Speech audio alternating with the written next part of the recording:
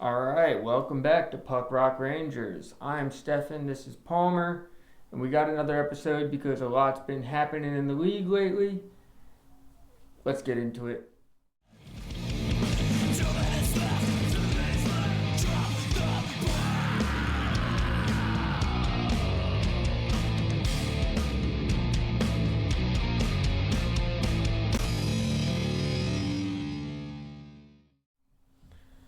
Yeah, this is our second consecutive episode in a week. Before we probably take a little break for summer, we might get together next week and recap the draft. We'll have to see how everything goes. But we're here on the eve of the draft. Well, not quite the eve, but the draft is Friday. It's coming up. Today's Tuesday. NHL fans today were surprised by a myriad of just wild and wacky moves. Really, it kicked off on Father's Day with the Brady Kachuk trade. We'll get into all that. Yeah. But first, as always, let's do a little brief introduction. What's going on in the last 7 days? A whole lot of nothing. Like if you watched last week's episode, whatever I said, I'm just going to say the same thing as what I said in that episode, except for 7 more days has passed. Nothing crazy. Life's good. What about you? Yeah, I would echo that. Life is good. Hanging out, working, playing music. I practice tomorrow. Excited about that. Coda's got a bunch of shows scheduled for late summer and fall, so excited about that.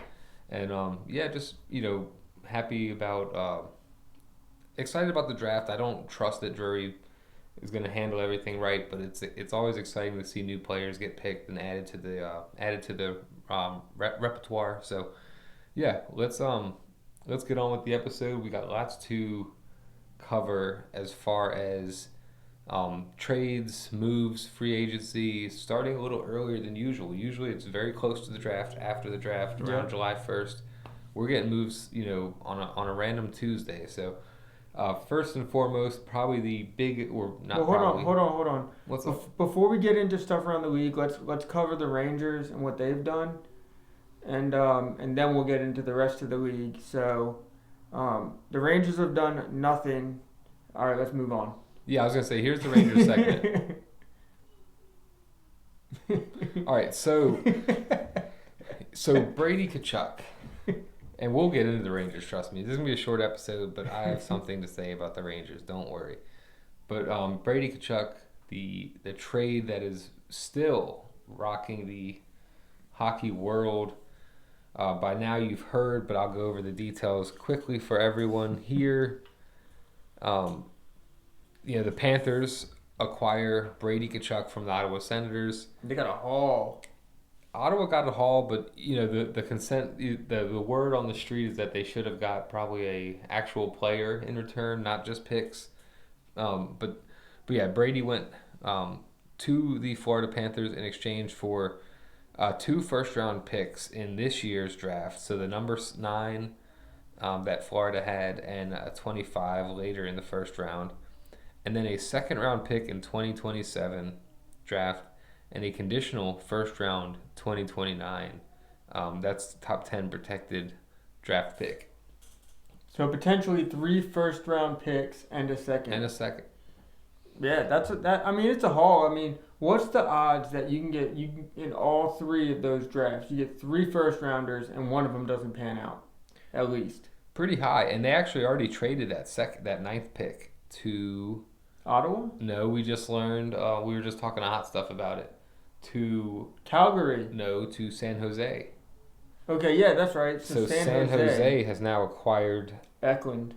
San Jose, so Ottawa acquires Eklund, Kasper Halttunen, and Brandon Svoboda, excuse me to those players, from San Jose in exchange for a first-round pick. So now San Jose has the 2nd and 9th pick in the first round. That's sweet for them. If I'm not mistaken, wasn't there a lot of chemistry with Celebrini and Eklund, or were they?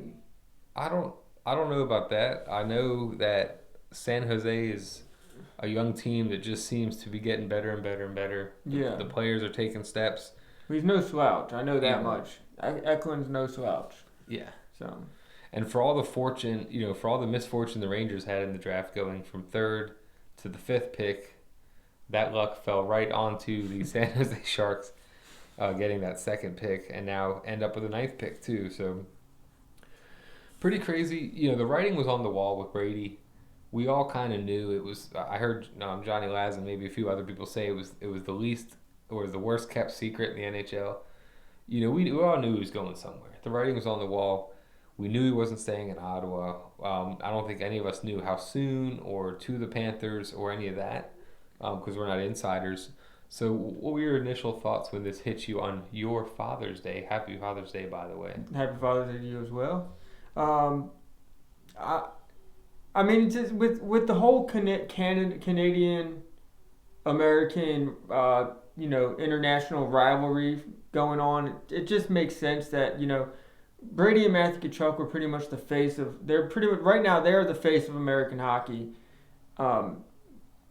It just makes sense that he'd want to come play for an American team, and on top of that, I mean, every single guy who goes out and puts out a list for like the teams they're willing to go to, they're all going for Vegas, Florida, Minnesota. Like those are the teams that all the players, like even Larkin, it was like Vegas, Florida, Minnesota. Like the players that are sick of it and fed up, they want to go to the teams that they have a chance of winning with.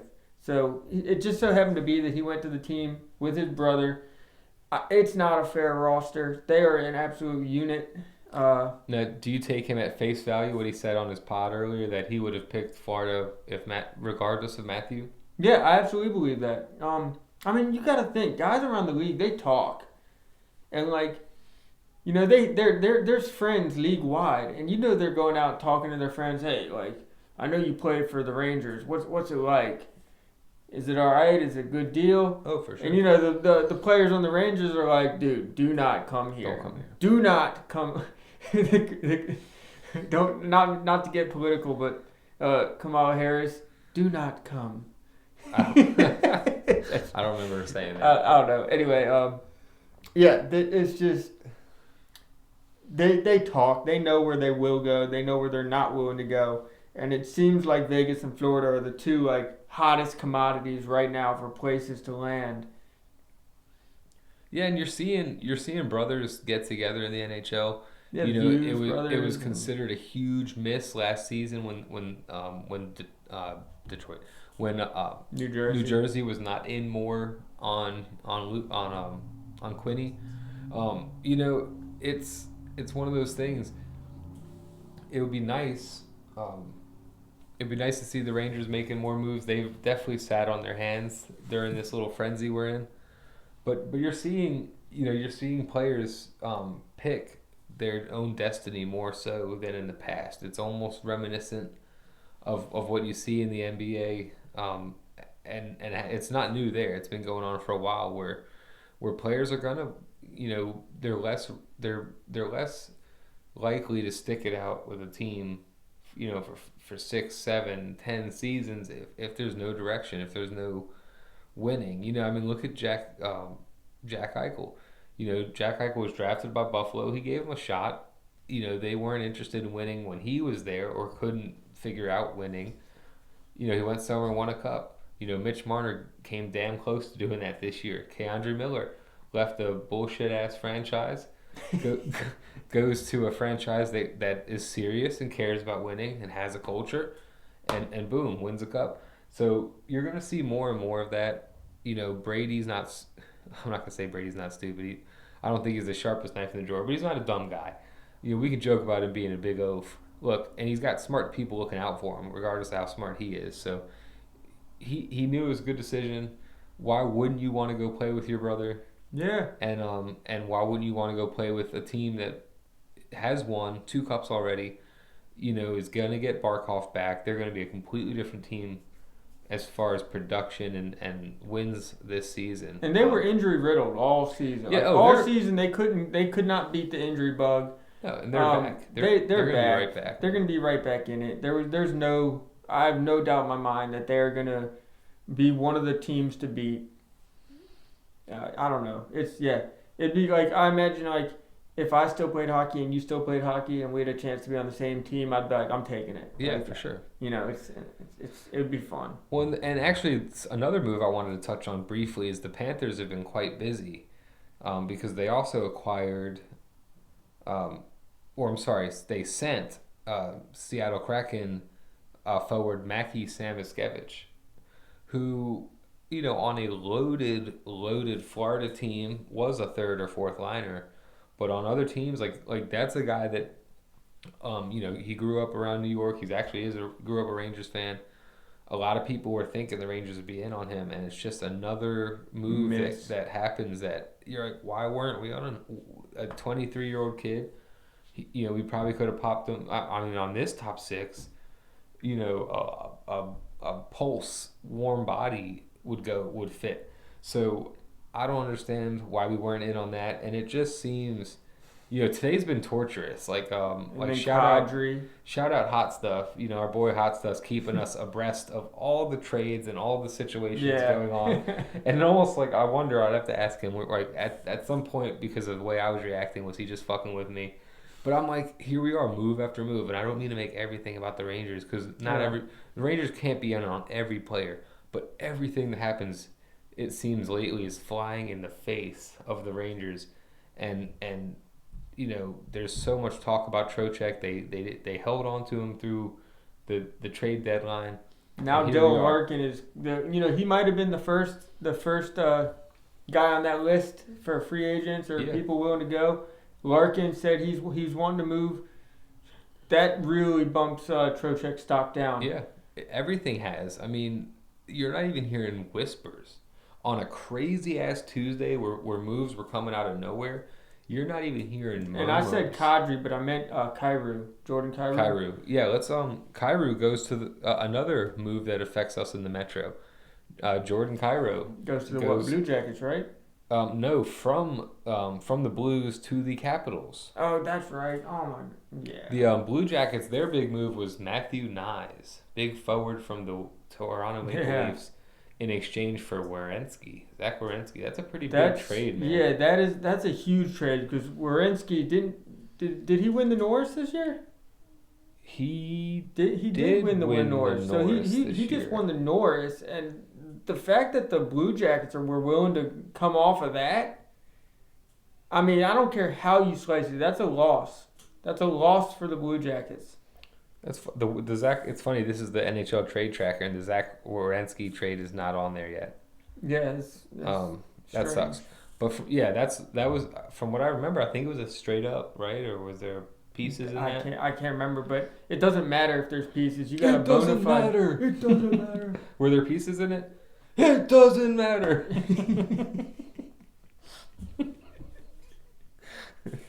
Because I said so. And that's the bottom line. But you got a guy who's not even one season removed of the Norris Trophy. He just won the Norris Trophy. Yeah. Just won it. I don't care if it's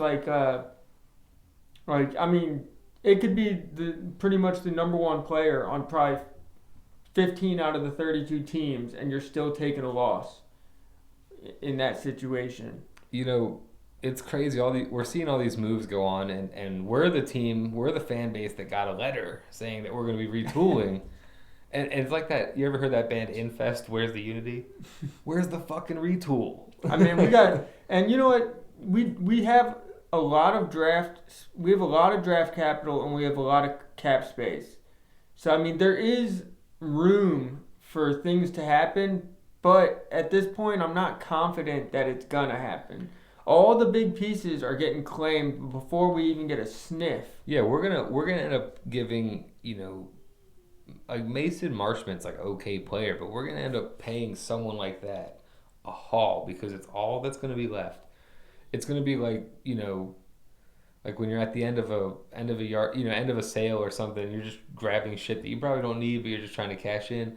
That's where Drury's gonna be. He's gonna be making a desperation move. Yeah. Like not to be a pig, but like you're about to leave the bar and you're just trying to find any last ditch effort to not go home alone. That is what Drury's going to be doing. A Hail Mary. The Hail Mary, exactly. It's just completely inactive. You know, I made the joke earlier with Hot Stuff when he was texting us. He kept updating us, and I just, shh, you're going to wake him up. What is Drury doing? You know, well, he joked. It started because he joked because in the Nemec trade, there was like somehow a Rangers X pick or like a Rangers traded pick that's going to be involved in the deal. It's like a pick that like would be ours, but once belonged to us, but was traded to another team. They just flipped that one, so they still call it ours. And he's like, look, there we are. We're on the board. Yeah. Like, yeah. We had no hands in the soup. Damn, it feels good to be included. Yeah. A footnote. So we'll see what happens, man. You know, obviously, if anything crazy happens, that will give us more of a reason to get together next week, and we might you know, recap the draft. So we'll keep that up in the air. Any of these other moves stick out that you wanted to maybe go over? Not really. Anything that mattered, pretty much we said already. We said the Kyrou. We said the. Yeah, Darren Radish goes to Toronto. Toronto's starting to stack up, man. That was a little earlier in the week. Michael Kesselring to San Jose. To the Sharks. I saw another move. San Jose acquired my boy Ross Colton to Nashville. San Jose. This isn't updated too recently, but San Jose acquired my boy Bowen Byram, defenseman from the Sabres. He's a damn good player, and that's gonna be a good fit. Yeah, what are the Sabres thinking? Like, Sabres are making moves, man. But what are they thinking? Getting rid of Bowen Byram? Like, they just broke the spell this curse. that's been cursing them for what was it 14 seasons without making the playoffs. Didn't even get, and they made it past the first round, and it was a good series in the second round. Yeah, I mean, what are they thinking? Like, you want to start getting rid of major pieces? I mean, well, yeah. Before I start talking shit, like, what did they get for him? Like, I'm gonna pull up Puckpedia. I think this has been updated more recently. But yeah, like, I don't know. Unless they got an absolute unit, then it wouldn't make sense for me on why Buffalo would do that. I've been rooting for them. I'm not sure, and this is kind of bad podcasting, so I don't want to spend too much time doing this. Like the Sharks are making moves for sure. Yeah, our 12 viewers aren't going to be too upset. They're not going to be like, oh, there they go with that 12 bad million. podcast. Let me skip over. 12 million. 12 billion. We don't want the algorithm to bury us any further than we are. All right, so what else did you want to get into? Let's go over these. I got pulled up the top 6 draft prospects. I'm just going to read what Google had to say about each one. We'll go one by one and we'll discuss, and at the end we'll decide which one we think the Rangers could use best. Okay. So Gavin McKenna, clear-cut over number 1 overall, consistently ranked at the very top. The dynamic winger possesses elite offensive upside and projects a true franchise-altering playmaker. Don't talk shit about his mom. Yeah, you better not. You better not. Break your jaw. All right, Ivor Stenberg, a highly intelligent and well-rounded two-way forward who raises his stock significantly with strong performances in the Swedish Hockey League and at the World Championships. He's a forward as well? Did you say? Well, it says two-way, so I imagine two-way forward. Yeah, two-way forward. Sorry, so power forward. Yep. So Chase Reed, the top-ranked defenseman, standing 6'2", weighing 195. He's a highly capable, dynamic power play quarterback who also reliably logs heavy minutes. So that could be interesting. I'm trying to think of what our blue line looks like right now.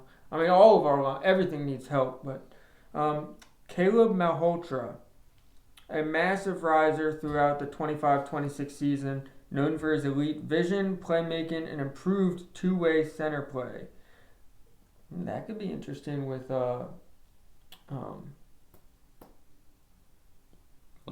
No. Well, yes, but Gabe?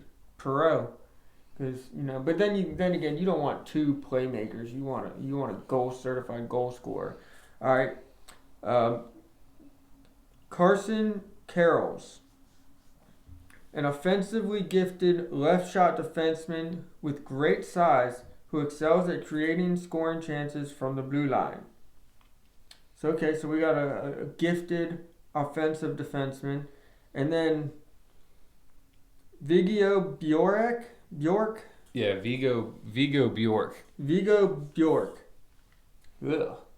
Where's Sam Rosen when you need him? An undersized but highly skilled Swedish center renowned for his hockey sense and puck handling abilities. No, we already got rid of Capo Caco. We don't need another Capo Caco on our team. So out of those guys, who are you thinking? I think it needs to be considered that the Rangers are picking fifth. So some of these guys are not going to be available. I don't expect Gavin McKenna, Ivor Stenberg. No, those two are off the table. They're going number 1 and 2. They're going number 1 and 2. Now, I've heard a lot about the Rangers. Again, depending on who's available, I think if they had their way, I think they're going Malhotra. I don't think it has anything to do with the fact that his dad was drafted by the Rangers. I do think it has more to do with the fact that he's a center. We need more forwards. If I'm in the helm, I'm almost like I don't care what defenseman's available. You pick the best offensive player available. I know Viggo Bjork is undersized. That's been the knock on him. I'm intrigued still. I'm not scared of, I think of guys like Cole Caulfield or Nick Suzuki, Clayton Keller, guys that are killing it in this league that aren't the biggest. So that doesn't necessarily scare me. It's not like the Rangers have done well with big guys. So I would think Malhotra is who the Rangers would want if he's available. I think they could end up with a Chase Reed if things break down that way. That's another defenseman I think they like a lot. Yeah. Same as Carroll's. So those are my big three, with Vigo being the number 4, I think. I'm also trying to think about like this Liam Greentree guy. He's a winger? Yes. So if you had Liam Greentree, and he's a goal scorer. He's not a sexy playmaker. He's a goal scorer. But he's also like a tough, gritty, hard-nosed type player. Someone like that on a line with Perreault, and then you get like a dynamic center. Yeah. Might be the future of the Rangers. So yeah, Malhotra might be that guy, or Bjork. Look, so, if Malhotra, I've listened to quite a bit. I think I listened to more. And I'm not flexing. I listened to quite a bit of Rangers pods over the last couple of days, and the consensus is that if Malhotra's available, the Rangers would sprint to the podium to draft him. Yeah. So it's going to depend on, things change now with, excuse me, with San Jose getting that second top 10 pick, that changes what they might do with the 2. The Rangers still, could trade up and get that, get a higher pick. But since they got rid of Eklund, they're not getting rid of that second. They're not trading that thing away. They just got rid of Eklund, a certified player. Yeah. They got rid of him because they have someone in mind. Yeah, I'm not saying that's what I think will happen. Just a possibility. I know the Rangers would love to trade up, but we'll see. They haven't had a whole lot of success. Even if they could trade up 2 to the 3rd, who's got? So you got. So in order. It's Toronto, San Jose, and then it's Vancouver, Chicago. Yeah, Vancouver, Chicago, Rangers. Vancouver's such a shit show. Coach. Vancouver just hired Manny Malhotra, the father of Caleb Malhotra, as their coach. So they might, there's some conjecture saying, there's some people saying that, they could go that direction, the father and son thing. I don't buy it. I think the team has to ultimately pick who's best for them. If there's one team in the league that I think is more of a shit show than the Rangers, I'd say it's Vancouver. And they love torturing their fan base as well. So I think if there's any chance in hell that the Rangers could bully some team and get something better for themselves, I think it might be Vancouver. to make a dumb play. Yeah, you only trade up one spot, but you get one. Maybe a little closer to getting your two spots. That's right. It's them Chicago. Yep. But Stenberg and McKenna are clear cut number 1 and 2. Yeah, that's already. I mean, if those teams go off the fucking grid, their fan base would be like Toronto. If they didn't pick McKenna or Stenberg, Toronto's picking McKenna. Toronto would literally they'd burn their own city down. Yes, you'd see another. Especially after getting rid of Nyes. You'd see another. I know that's surprising in itself. You'd see another American captain fleeing the country to come to another American team. So. Yeah, you talking about Matthews? Yeah, he'd be like, I'm out of here. Fuck this. But yeah, I mean I think Malhotra's who they want. I think they're also interested in some of those defensemen. And then I think Vigo is probably the 4th on their list. Just depends on how things go. I did want to say something that I think you would appreciate. The Rangers made a post today. Did you happen to see that? No. So maybe it was yesterday, but it was either today or yesterday. And they posted this thing about all of our prospects, and it was going it was slides, and it was like I looked at it. It was like get to know someone, and then the first player was who was our first round draft last year? EJ Emery. EJ Emery. So it was like get to know EJ Emery. I'm like, okay, interested. I'm looking. The questions are like favorite food before your game. What do you have to have in your refrigerator? What it was questions like I'm looking at it like thinking like, oh, it's gonna tell us like what kind of stats they are, like some stud shit that they've done in the leagues they're in now. It's like, no, it's like, what kind of puppy do you like? It's my God. This team. More bullshit with the Rangers social media. It's like, stop being so family fucking friendly and cut some throats out there. I know, the Rangers. It's so ridiculous. I cannot, I've said it before, I'll say it again, I cannot wait until this nightmare regime is over. And we get someone in here who can actually get the culture going a little bit. Oh look, there's the Bowen Byram and Jordan Greenway go to Chicago, and Buffalo Jordan Greenway. I mean that's a good pickup. He's a certified fourth liner. Big body, yeah. All right, first round pick this year. The number 4 actually. So that means Buffalo. That means Chicago's going to get the 3rd and 4th. Damn, that's insane. 2026 second round pick, so the 45th, and then Louis defenseman Louis Crevier. Yeah, Crevier. That's a good young player. That's pretty wild. That's damn. Well, that means maybe Chicago would come off of one for a good deal. Yeah. Who knows? Knowing the Rangers, they'd be like, "We'll give you why do I keep forgetting his name? I've said it like 3 times on this pod. Perreault. We'll give you Perreault for a pick. Like it's like knowing the Rangers, that's what they do. Like give up the youth for a chance. I don't know. Before I start yelling and screaming, we probably should start wrapping. I don't know if you had other things you wanted to cover.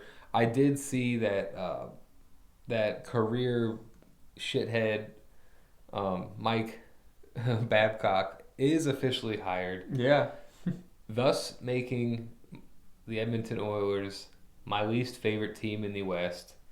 And possibly the league. In the words of Dave Chappelle on the Players Haters Ball, I hope all the bad things in life happen to you and no one else. All right, so look, real quick, I'm pulling up the post that I was talking about. Get to know Nathan Aspinall, left wing. I'm thinking it's going to say their height, like their position, all this stuff. No. Favorite place to visit? Florida. Has an Australian lab named Aussie. How original. Game day meal, chicken parm. Fun fact, keeps chocolate milk in his fridge at all times.